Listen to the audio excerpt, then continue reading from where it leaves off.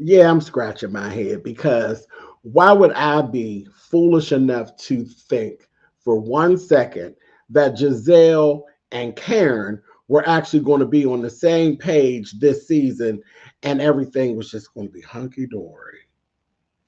What kind of a fool am I? A damn fool, obviously.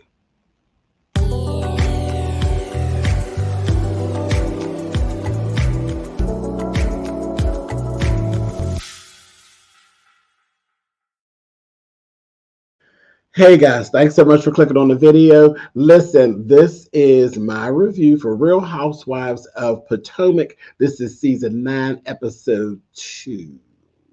Episode 2, and already I'm off on the wrong thing because I thought for sure. I said, oh, well, Robin's gone, Candace is gone. So now we got Karen and Giselle, and they look like they're going to be off to a good start. Are they? Anyway, we're going to talk about it, but let's go back to Karen's birthday party that Giselle put together. Now, of course, the party has a little shade in there because that's what it is. But when we left off, Mia then jumped up from the table and ran on off, and she's doing her whole thing, and she's in there crying in her inner voice.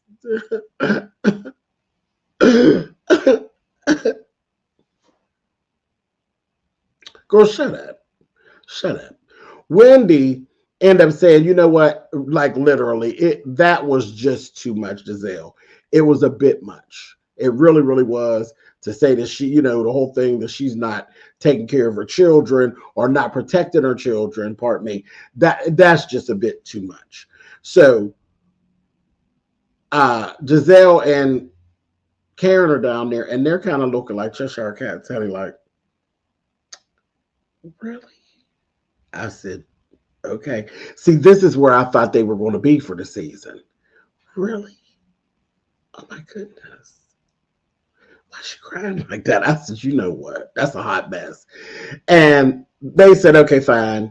And the two of them actually, when Mia did come back out, they apologized to her and everything was fine. I said, but it's on and popping. It's going to be on and popping. It just is going to be what it is going to be. And that was that. So after that, Giselle has said she wanted to have a sit down with Wendy the next day. And they, really just talk about some things and try to get to a better space. And Wendy's like, yeah, all right, bitch, whatever. Listen, let's go to this little meeting of theirs.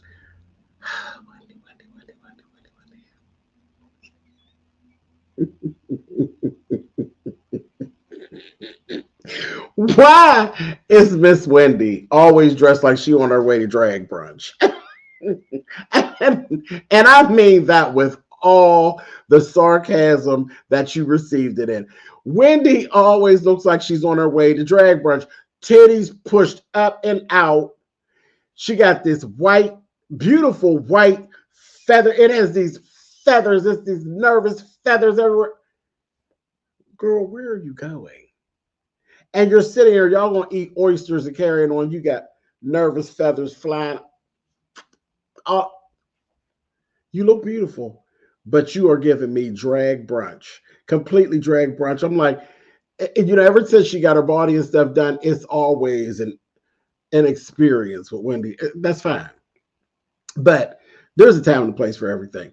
At lunch in the middle of the day with Giselle with sundress on is not the time for the nervous feather jacket. Like it was just a whole bunch.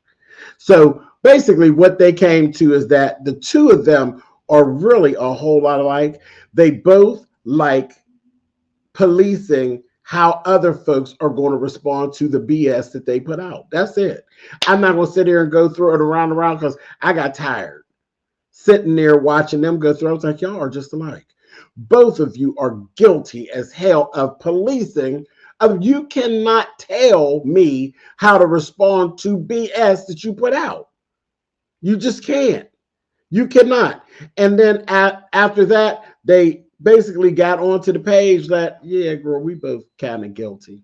We're both kind of that beeping you hear. That's me. I'm actually in the process of making some Great Northerns. And and some ham hocks. I'm using my pressure cooker. I'm using my what is that thing called? My Instapot. That's that beeping you hear. Don't y'all be in my comments talking about y'all heard no fire detector or nothing like that, because you know I don't even give that. That's my Instapot. Are you hungry? Go on over and subscribe to that channel of mine. Are you hungry, honey? You'll see the Instapot dishes. Anyway, anyhow, back to what I'm talking about. So they're both guilty of doing basically the same thing. They both talk too much. They both are too outspoken, and they ain't got no type of timing. They just blurt out stuff, and then they want to police and control how people respond to the stuff. So they got it, and they there.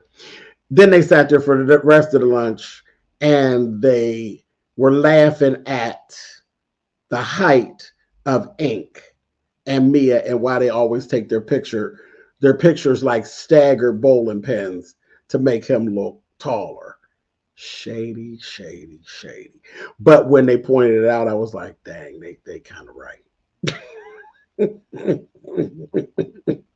But they were literally, the two of them, they caught each other bantering back and forth about how they actually eat the oyster. I said, look at y'all. Y'all are one and the same. Y'all could have been sisters. Surely could have. Moving right along. Let's go on over here to Stacy. Now, okay, so we're week 2. Let me just tell y'all, I ain't impressed with Miss Stacy. I'm not impressed with Miss Stacy. Miss Stacy, there's a lot that's not being said here.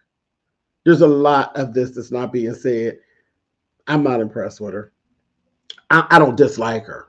Please don't take it for that. I don't dislike her. But she's not all that interesting to me. She had this husband. The husband is German. She got the little daughter. She's a cute little daughter. Cute little thing. And here's the whole thing. She's from Detroit originally, born. And then she grew up in Philly. I don't know where she ran into this here German man, but she got this German man. And then she's going through this divorce with him, but she got this boyfriend who is a devout Christian. So they're not having any type of sex. She has an apartment away from the home that she stays at when she's working. Then her and the husband are sharing the house together. That's a very nice way. Come close, Miss Stacy. Don't bird box me, sister. That's a nice way of saying that basically your husband takes care of your daughter and you're out there living your best life. That's what I got out of what you were saying. All that stuff you said. You go home and visit your daughter periodically. But the baby is learning English, German, and Spanish, and she has an au pair. You talking out of both sides of your mouth at the same time. All these things are good. All these things are fabulous. Her daddy's German. Naturally, she should learn German. You're a Black woman. Naturally, she should learn ghetto and Ebonics and English. Okay, but she definitely needs to learn ghetto and Ebonics, but you don't have that in place.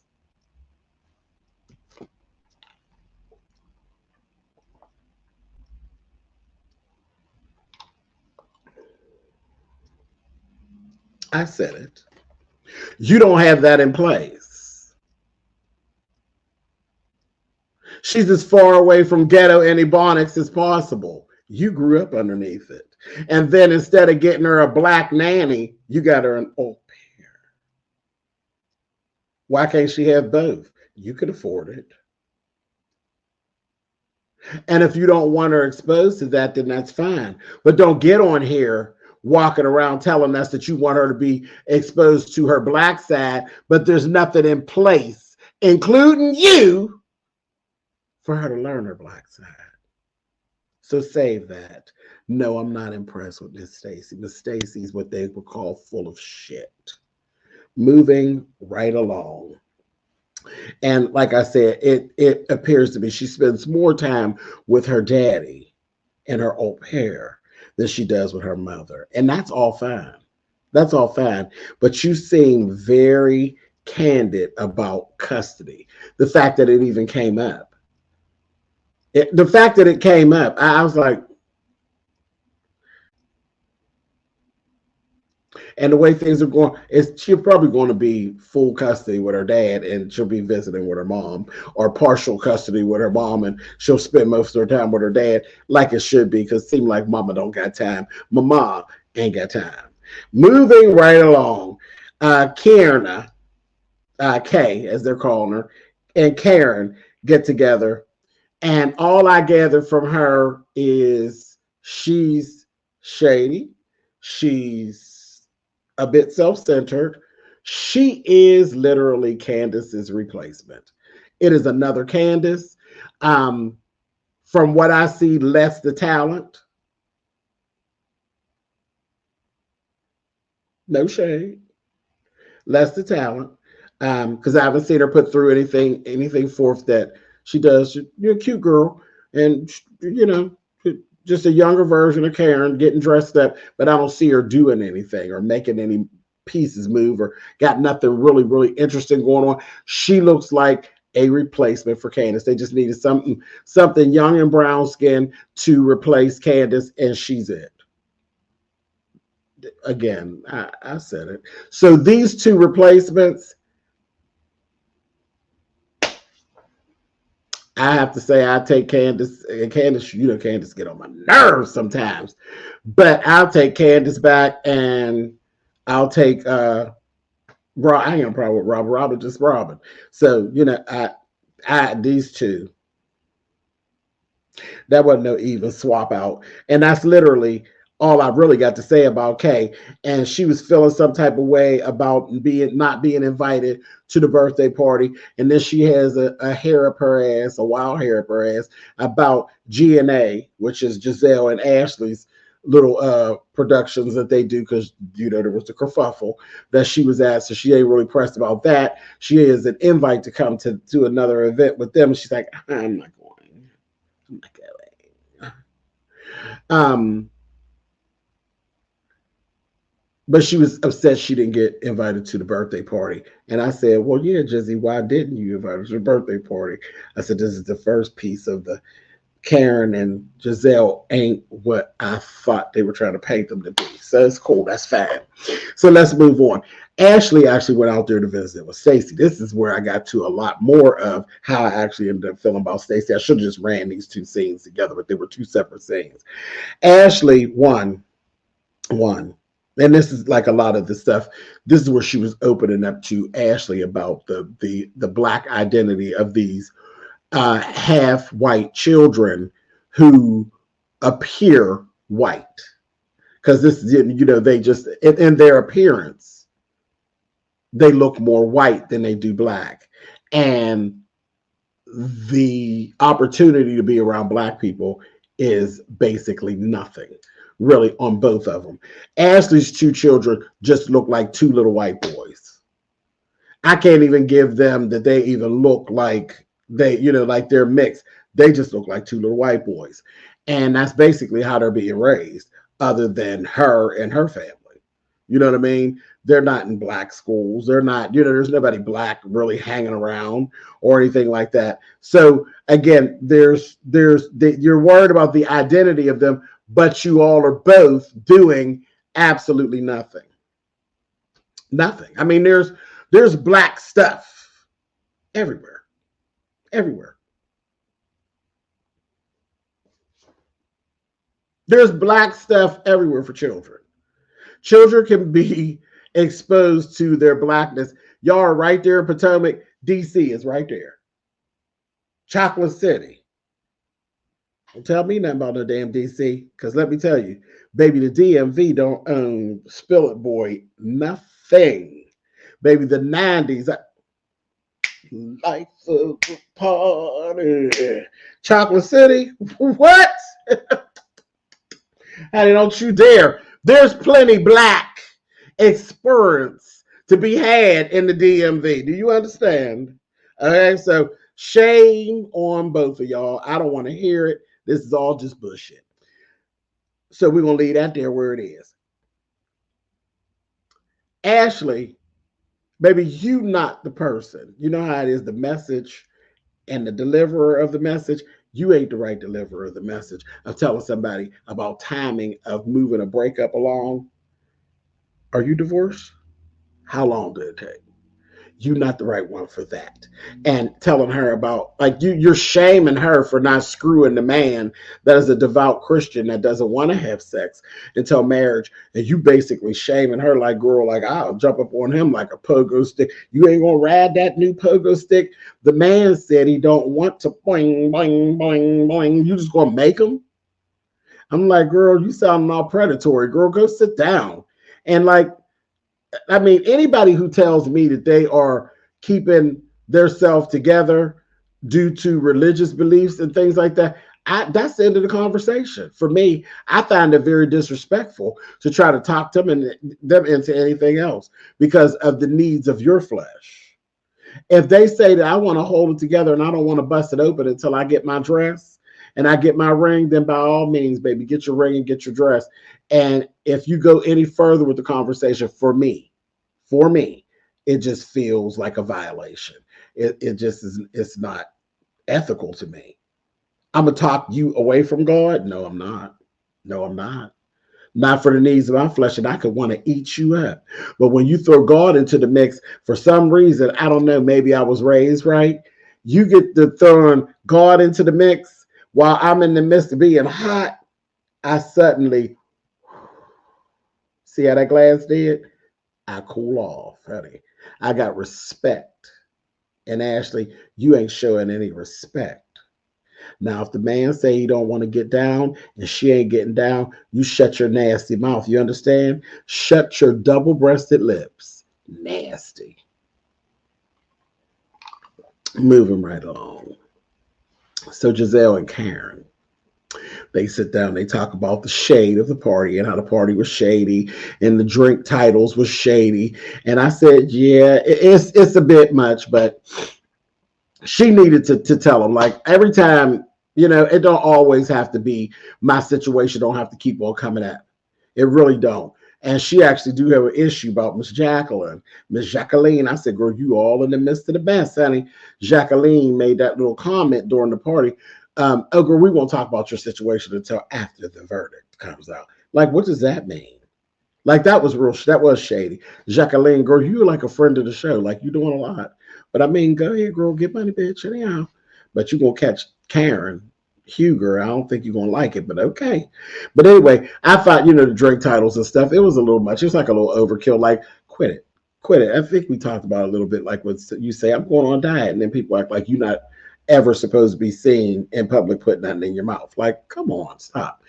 And I don't like how they're always like it's become its own subheading in the show.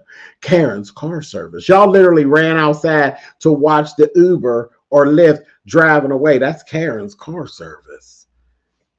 You ain't got to prove to us that Karen ain't driving herself nowhere. We ain't seen her behind no wheels, no car. That is shade and it's mean and it's quite nasty if you ask me. So, it is what it is. Yeah, but Karen told her, says Jacqueline is in time out, baby. That little thing she said about the verdict, she's in time out. Everybody think about Miss Jacqueline. And then Kay's invite. What's up with Kay's invite? Giselle told her I was only allowed to invite a certain number of people, and she didn't make the number. I said, listen, that is what that is. That is what that is. Now, here's where the shade came in. So Karen brings up that she is being honored by the Fem Power, getting the Fem Power Award.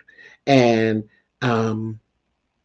this event actually happens to be the same day as the GNA event. Now, the GNA event is really being, it's targeting the whole, it's a memorial, not a memorial, but it's in honor of the passing of Giselle's father. Now, those invites have been sent out to all the girls and they RSVP'd and all of that. Well, the Fem Powered Award is the same day. Giselle gets on here and throws the shade. She said, well, what the heck is this? Because first of all, Karen wasn't on the original invite. She said, I got the invite for this like 3 months ago prior, and Karen wasn't on the list of honorees. I said, oh my God, who does that? Now that is tacky. I see. I'm different. I'm a little different. I'm used to earning my accolades. I don't even want accolades that are thrown at me. Listen, let's share for a minute. Let me get on my soapbox. I am a pageant queen, okay? I'm a drag queen. For all of those of you who are new to the channel, who may not know, or just could be for the channel and don't really know that I'm a drag queen. I'm a drag queen as well. I do shows, and I was in the pageant world heavy. So I am a 9-time title holder, this, that, thing, any other city titles, some outside of my city.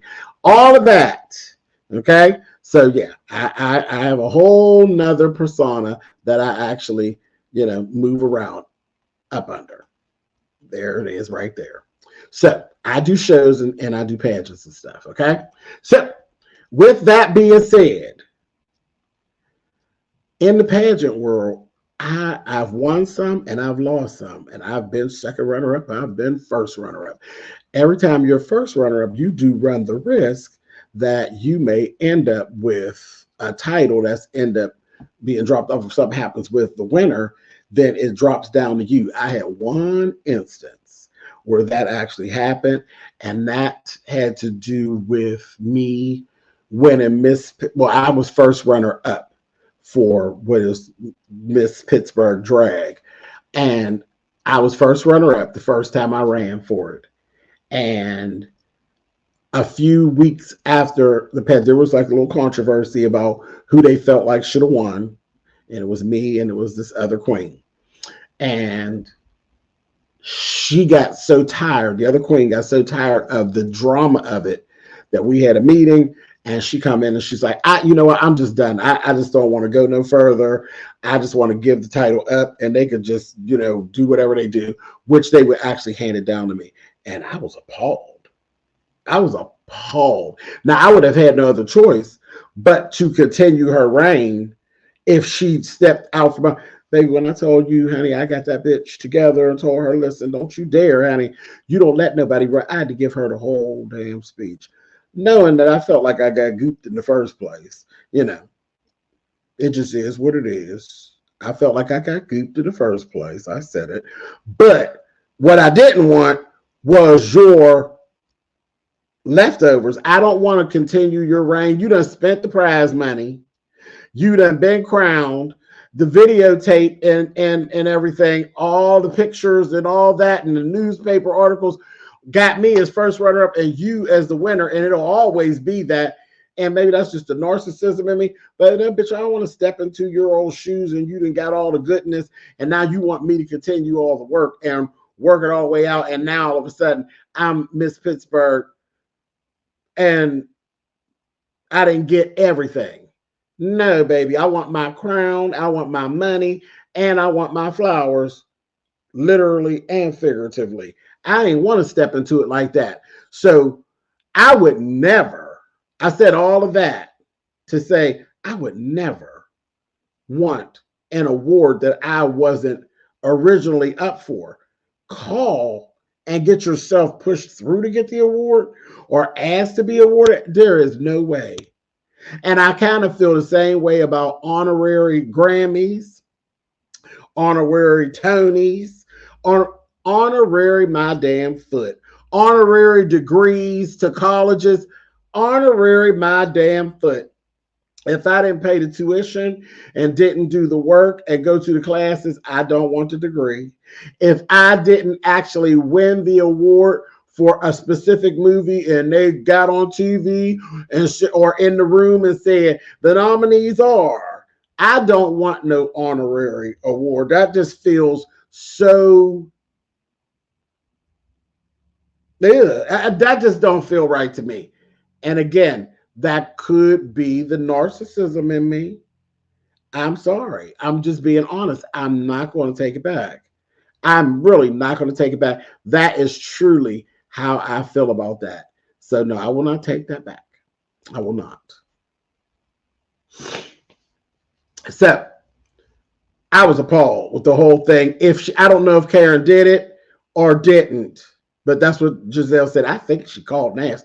I was appalled, and I was like, Karen, really? Really? Yuck. That's horrible. Anyway, so that was that whole thing. So the very next day, it's like we see this thing at like 6 a.m. in the morning. Karen texts everybody, all the girls, and tells them, this is the invite to the awards. She basically is just reminding them and letting them know, both events are on the same day. And please come to my event because it's this and it really means this much to me. She pulled rank on Giselle is what she did. I said, oh, they're not going to be cool. And this is it right here. They not going to be cool this season at all.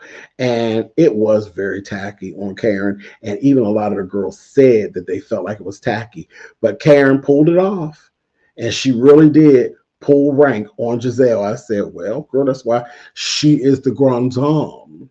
She's the grande dame. And I don't know what to tell you about that, Giselle. I really don't. I don't know what to tell you about that. That one was kind of.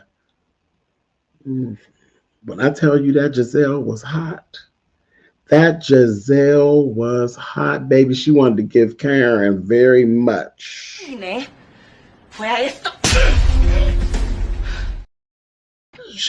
She wanted to give it to her. I said, okay.